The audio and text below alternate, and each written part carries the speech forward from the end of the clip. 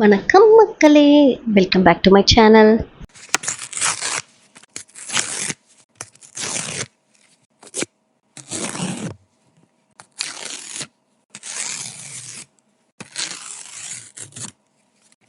Welcome to கொஞ்சம் packing நிறைய பேச்சு சீரீஸ். நியூ இயர் வந்தாச்சு. ஒவ்வொரு வருடமும் போல் இந்த வருடமும் நம்ம எல்லாரும் ஒரு விஷயம் சொல்வோம், இந்த விஷயம் கண்டிப்பாக நம்ம மாறிடணும் அப்படின்ட்டு. ஆனால் உண்மை என்னன்னா, ஜனவரி 1 எடுக்கிற ரெசல்யூஷன் ஜனவரி 15க்கே மறந்து போயிடும். இந்த வருஷம் நான் பெரிய பெரிய ரெசல்யூஷன்லாம் எடுக்கலை.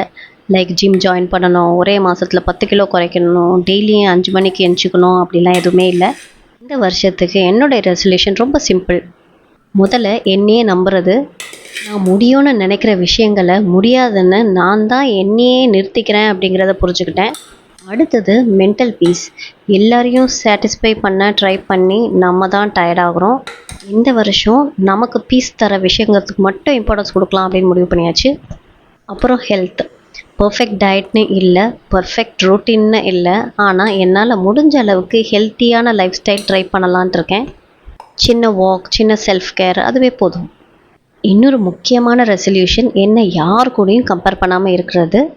சோஷியல் மீடியாவில் எல்லோரோட லைஃப்பும் பர்ஃபெக்டாக தெரியும், ஆனால் அவங்கவுங்க ஜேர்னி அவங்கவுங்களுக்கு மட்டும்தான் தெரியும். இந்த வருஷம் ஸ்லோவாக போனாலும் பரவாயில்ல, லேட்டாக ரீச் ஆனாலும் ஓகே, கிவ் அப் பண்ணாமல் இருக்கணும். ரெசல்யூஷன்னு சொல்லி ஒரு லிஸ்ட் எழுதுறதை விட டெய்லி கொஞ்சம் பெட்டராக ட்ரை பண்ணுறது தான் முக்கியம். இந்த நியூ இயரில் நம்ம எல்லோரும் ஹாப்பியாக, பீஸாக, ஹெல்த்தாக இருக்கணும். 2026 நமக்கான வருடமாக இருக்கட்டும்.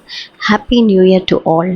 இன்றைக்கி நான் லஞ்சுக்கு white rice, mutton gravy, chicken 65 pack பண்ணியிருந்தேன். தேங்க்யூ ஸோ மச் ஃபார் வாட்சிங்.